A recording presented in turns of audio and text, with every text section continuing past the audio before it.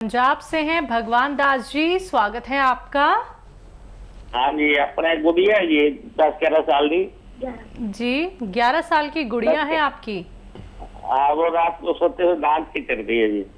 रात को सोते वक्त दांत सोते हुए दांत खिचड़ती है, ठीक है, जैसे ठीक है। चढ़ करते हैं। ठीक हाँ है जी। ठीक है जी। इनको एक दवा आप दीजिए। और वो दवा क्या है? कैल्शियम। किसी भी सूरत में कैल्शियम की कमी को पूरा कर दीजिए इनके। और कैल्शियम की कमी पूरी कर देंगे तो इनके दांत ये जो किचकिचाते हैं वो ठीक होना मुमकिन है। अगले कॉलर हैं दिल्ली से दयावती जी, स्वागत है आपका। नमस्कार मैम। जी नमस्कार। नमस्कार भाई साहब। जय हिंद, आदाब, स्वागतम, वेलकम। हमारी बहन के लिए वेलकम। बताइए क्या हाल है आपके? हाँ ठीक है भाई साहब। भाई साहब मैं ये पूछ रही थी, थायराइड की दवाई खाते हैं तो उसके बाद नाश्ता मतलब कितनी देर में खाए? आधे घंटे बाद।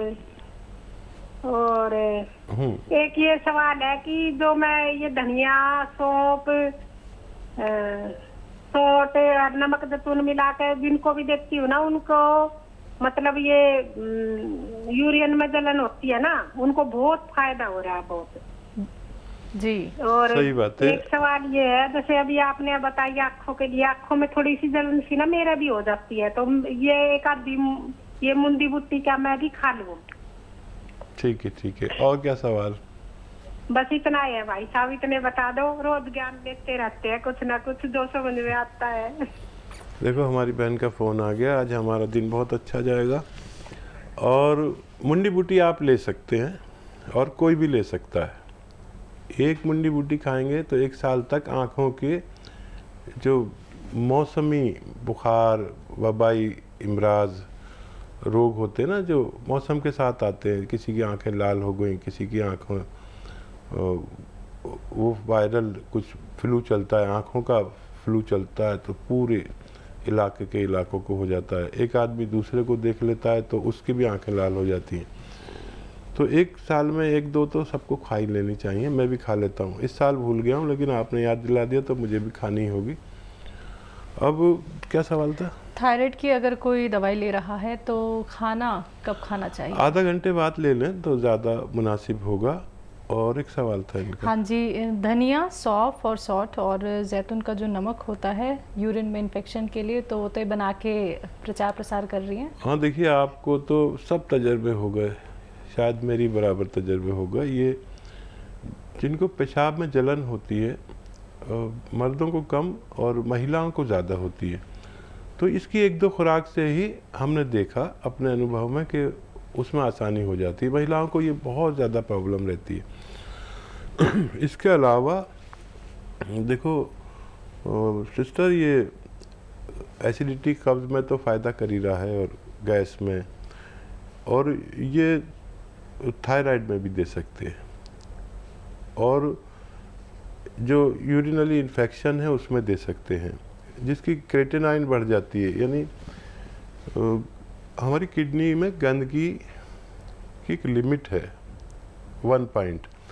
इससे ज़्यादा बढ़ जाए तो हम किडनी के मरीज़ हो जाते हैं और फिर हमें डायलिसिस क्या क्या कराना पड़ता है। वो लोग भी ले सकते हैं इनको। और लीवर के लिए बहुत अच्छा है, स्किन रोग के लिए बहुत अच्छा है। ये कितने रोगों में काम आता है मुझे खुद नहीं पता। कभी कभी तो कोई मरीज़ मुझे बताता है कि मैंने इसमें ये ले रहा था तो मेरा ये भी ठीक हो गया। तो इसको आप नोट करके रखें, बहुत काम का नुस्खा है और आप जिसको भी दे रहे हैं उसको फ़ायदा हो रहा है। वैसे ये असली चूरन है और दूसरे लोग ना जाने क्या क्या मिला के दे देते हैं, लेकिन ये असली चूरन है।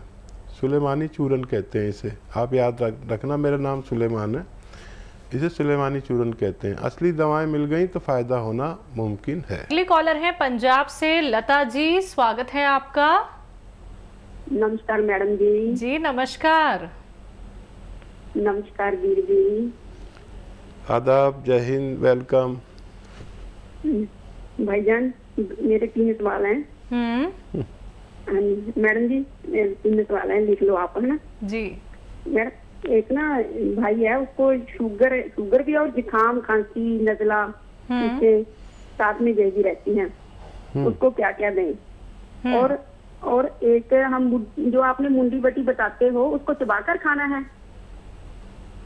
चबा के नहीं, और निगल कर खाना, निगल कर। साफ्ती को? हाँ, साबुत ऐसे मुंह में रख के और निगल के खाना है। भाई अगर किसी को साथ में कब्जी हो, उनकी आंखें लाल रहती हैं और खुजली होती है, तो उसको कब्जी भी है, उसको क्या दें फिर?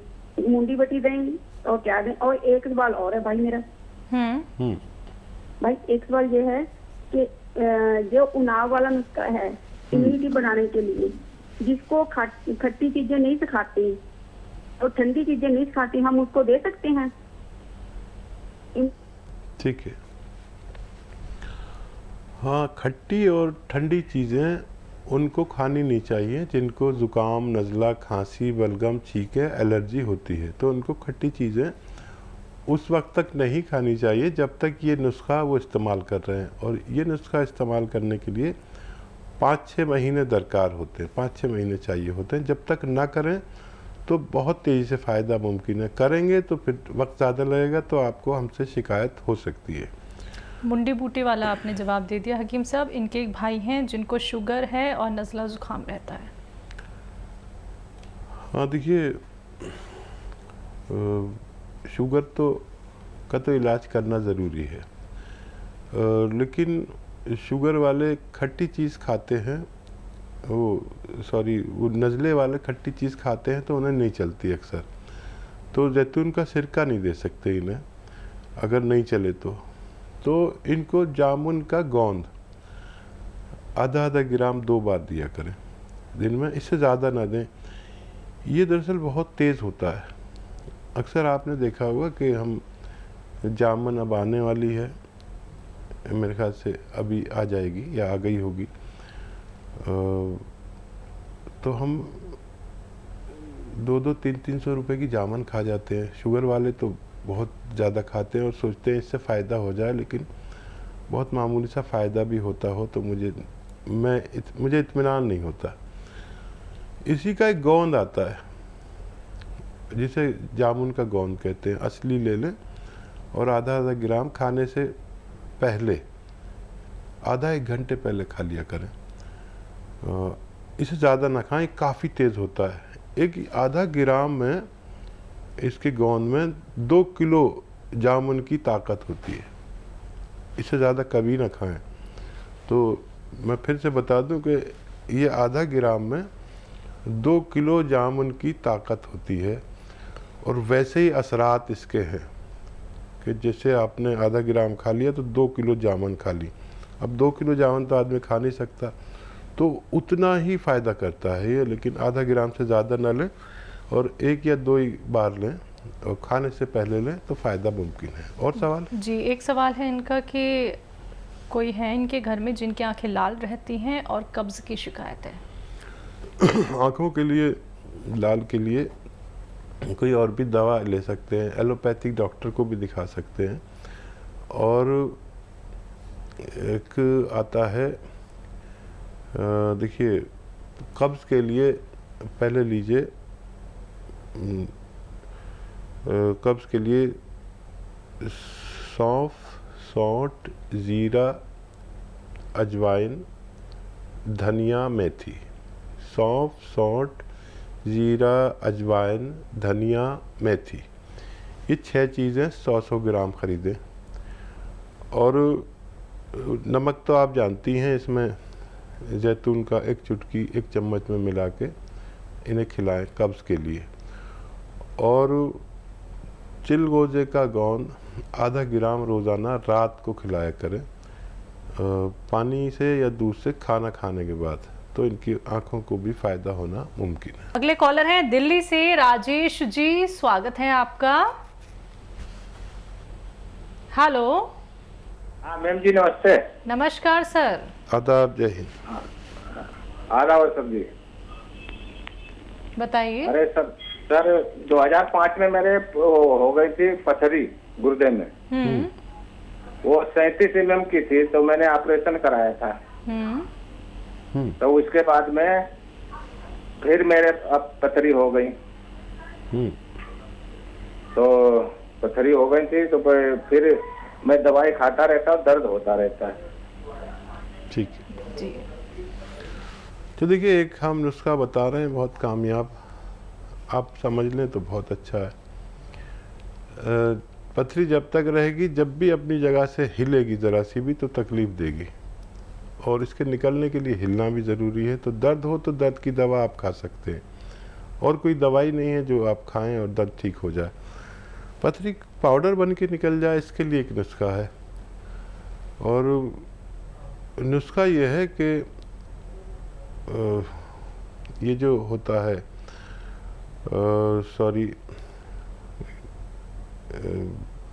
गूलड़ होते गोल गोल, अब पत्ता, उसके पत्ते ले लें, गूलड़ के 2 पत्ते 3 पत्ते आप ले लें, और उसको बारीक पीस लें सिलबट्टे पे, बहुत बारीक पीस लें। नींबू पानी में पीस लें, पानी न डालें, नींबू पानी डालें, उसमें खूब बारीक पीस लें। 1 गिलास पानी मिलाएं, उसके बाद 1 गिलास पानी मिला के इसमें नमक ज़ैतून आता है, एक नमक ज़ैतून, ये आपको अपने घर में रखना चाहिए, क्योंकि आपको बार बार पथरी होगी, जिसको भी होती है बार बार होती है, तो कभी कभी ये पी लिया करें। नमक ज़ैतून 1 चुटकी या 2 चुटकी इसमें मिलाकर 5-6 दिन लगातार पिए, एक खुराक सुबह, और हो सके तो शाम को भी पी लें। ये नुस्खा आपके घर में रहना चाहिए, क्योंकि आपको बार बार प्रॉब्लम होती, तो ये अगर आप कभी कभी पी लिया करेंगे तो वो बनने ही नहीं देता। तो ये पीकर आप पानी और 2 गिलास पानी और पिए, और आधा घंटे तक खाना ना खाएं। दर्द हो तो दर्द की दवा लें, तो बहुत जल्दी आपकी, मतलब जल्दी ही ये पथरी निकल जाना मुमकिन है। महावीर शर्मा है गुड़गांव से, स्वागत है आपका। हाँ जी, बताइए सर, प्रश्न क्या है? प्रसन्न जी, मैं दवाई मंगाई सियागोन, और उससे बहुत आराम हुआ है। मैं वैद्य जी को धन्यवाद देना चाहता हूँ, बहुत बहुत इनका धन्यवाद। भगवान इनको खुश रखे, कारोबार में इनकी तरक्की हो। बहुत धन्यवाद भाई आपका, आपने हमें जो ये फीडबैक कॉल दी है, हम खुश हो गए बहुत ज़्यादा। और अब आप देखिए, हमारे साथ जुड़े रहिए। आप हमारे साथ जुड़े रहेंगे तो उसका ये मकसद नहीं है कि मैं आपकी इज्जत करता रहूं, आप मेरी इज्जत करते रहें, वो तो ज़रूरी है सम्मान, लेकिन ये नुस्खा आपको अपने कम से कम 100 रिश्तेदारों तक पहुंचाना है। अगर आप ये प्रण लेते हैं तो आपका धन्यवाद स्वीकार है, अगर नहीं लेते हैं, आप हैं लाइन पे क्या? 6 घंटे चैनल देखता हूँ आपका। हाँ, आप ये प्रण लेते हैं कि आप 100 लोगों तक ये नुस्खा पहुंचाएंगे, ताकि 100 लोगों को और फायदा हो सके। देखो जी, कम से कम 50 आदमियों के पास मैंने आपकी दवाई पहुंचा दी है।